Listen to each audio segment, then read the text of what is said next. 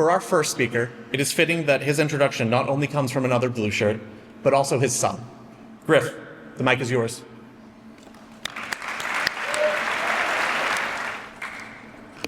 All right, before I start, like Brendan said, Rick Millette is my father.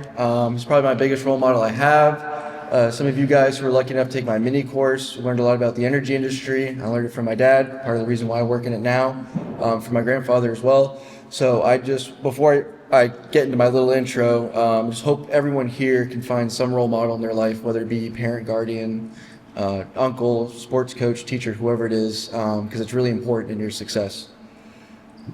All right, going to the intro. So, as far back as I can remember, Boys State has been a part of my life. I grew up hearing the stories from my father, Rick Millette, a 30-plus year Boys State counselor who viewed this week as one of the pinnacles of each year. Every June growing up, I would see him head off to Stonehill to help the next generation of Boys Staters learn the importance of civic engagement. My father has dedicated himself to shaping the next generation of leaders as a counselor, offering not only his time and wisdom, but also his unwavering belief in the power of civic engagement. Although his teaching style may be less polished than some of the academic professional peers, it is wholeheartedly known that his impact has extended far beyond the program, inspiring countless young men to follow in his footsteps and carry on the legacy of service at Boys State. This also includes myself, an 8-year counselor who comes back each year as a volunteer in part to spend time with my father. With that said, please welcome Rick Millette, a proud and distinguished alumnus of Massachusetts Boys State, whose commitment to service and mentorship has spanned over 3 decades.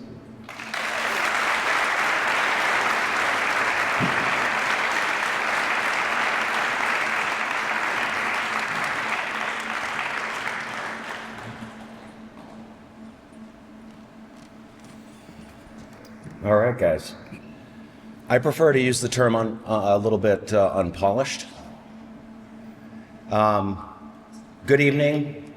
First of all, I want to thank the American Legion, because back in 1985, when I was a high school junior, like all you guys, I was sitting in a classroom in the spring of my junior year at Leominster High School, and someone approached me and said, "You've been nominated to go to Boys State." And I said, "Boys what?" And I ended up going to the program that year with no expectations and had a really, really good time, and I met some really interesting people. I met my counselor, Tom Bedard, who came tonight. Thanks, Tommy. And I met a number of students who I would run into over the years again and again. In fact, moving in my freshman year at Bentley University, I ran into Chris Blazer, who just happened to be in my town at Boys State. So, for that reason, I really want to thank the American Legion. The program has been profound to me.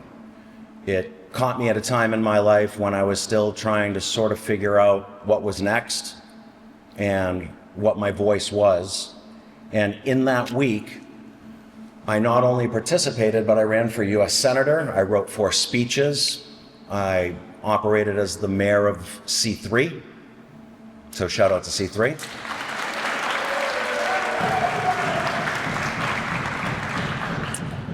And learned all about sort of the majesty and mystique of Boys State. And, I was pretty hooked. I want to thank the senior staff of Boys State. The gentlemen who put this program on every year work tirelessly throughout the year.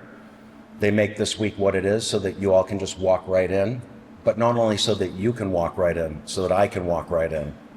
And I'm fortunate that each year I can focus on just what I do best, because they've put it all together and they've made it that way. And you guys owe the senior staff at Boys State a round of applause.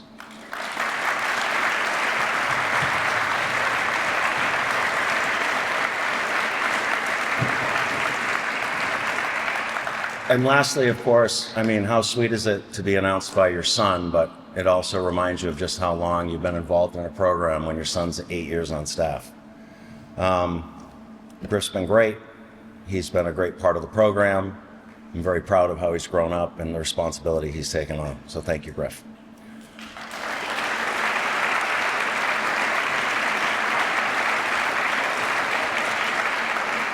So, let's go forward a few years here. Last night, you guys heard from a judge, and he made the comment, because he was a 1984 Boys Stater, I was a 1985 Boys Stater, You know, that when we went to Boys State, there were no cell phones, laptops, tablets.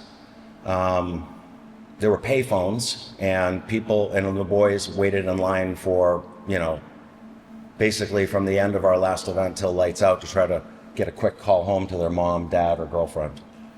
It was at Bentley University, then Bentley College, and I was so impressed with my week there that I ended up applying and going to Bentley. And I know that over the years here at Stonehill, there have been several students who were probably thinking about Stonehill University and then came and spent a week here, and it sort of sealed the deal for them like it did for me. So,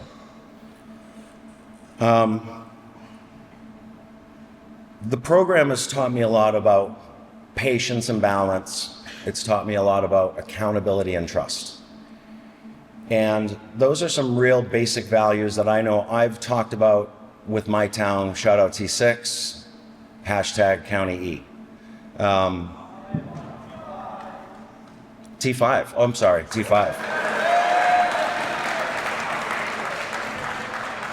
You know, if you get nothing else out of your week at Boys State, what you should really learn is that we put a lot on you very early on in the week when you still don't know why you're here, what you're doing, or who the guy is next to you. And then you get to Thursday night and you're a cohesive unit and you're running a town, you're collecting money, you're running a state, you're winning softball championships. Shout out T5 and T6. But that can only happen because you're able to build sort of trust with all the guys around you. And you don't even realize that you're doing it when you're doing it. And it also happens because you somehow all take your personalities and you balance them a little bit, because maybe this isn't the right environment for them to experience the full Mike Probst or the full Big Ben Masterson. So you're also putting forth a certain amount of balance in how you come off and how you present yourself. And then, of course, patience, because, you know, you guys know what it was like to go through SEM for the very first time to have a meal. So patience plays a big role in it too. But those are some values that you're going to take off into your life, and you're going to go to college and you're going to meet new people again, and you're going to study for exams, and you're going to be under the gun to finish projects, and you're going to have to build relationships with your roommates and with your professors and with people that you work with in groups. And then you're going to graduate from university and you're going to get your first job and your second job, and you're going to go into those roles. And to really excel in those roles, not only are you going to have to be the best person you can be by exhibiting patience and balance, but you're going to have to learn how to build trust with your coworkers, trust with your customers, and trust with all the people around you. And further on, as you move through your life, you know, you're going to meet someone that you'd probably like to spend a lot more time with. And that's just going to be another situation where, you know, you're going to have to use some balance, and you have to use a lot of patience. My wife uses an enormous amount of patience with me. She lets me come to the program every year for a lot of years. But those values you've already started to learn and to build on this week. And so, you know, when I was thinking about tonight, I was really thinking about, well, you know, I've had a very nice career. You know, I've worked I worked for Big Oil. I've been in the plastics industry for 37 years. I've been in sales for over 30 years now. I've met a lot of people. I've gone to a lot of really interesting places. I've done a lot of really cool things, but that's all fine. I still look forward to coming back here for 1 week every year, even though all those other things are going on, because it's important to me that you guys understand that it just takes a few real basic building blocks that you will pick up this week and that you'll have your whole life to build on: patience, balance, trust, accountability. And if you guys can really figure out a good way to master those and work on those and have those be important to you, then there's nothing you can't accomplish.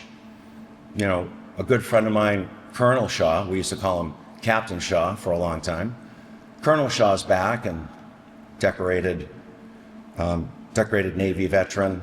He's a doctor of law. I'm sorry, he's a Marine. Yeah, and you just catch rides with the Navy, right? They just give you rides to where you're going. And, you know, he had a son that came through the program, and the son was a U.S. senator, and he has a niece that's been through the program, right? And she's a governor. But, you know, that's the type of individual you might meet here at the program, or you might meet a Teddy LeClaire, who is a good friend of mine from the years back at Bentley in the early years at Stonehill. All Teddy did was run for office in Massachusetts, managed a family cranberry farm, and then when he got tired of it, he joined the Navy and became the Rear Admiral of the Pacific Fleet. And we had him back here a few years ago. I mean, but no big deal. He got his start at Boyston.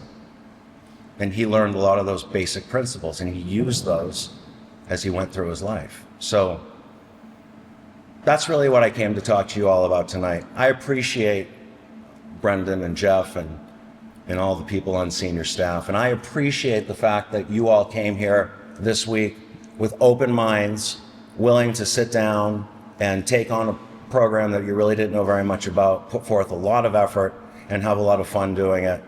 And I appreciate the American Legion for making this opportunity available to me year after year. So thank you very much, and have a great week.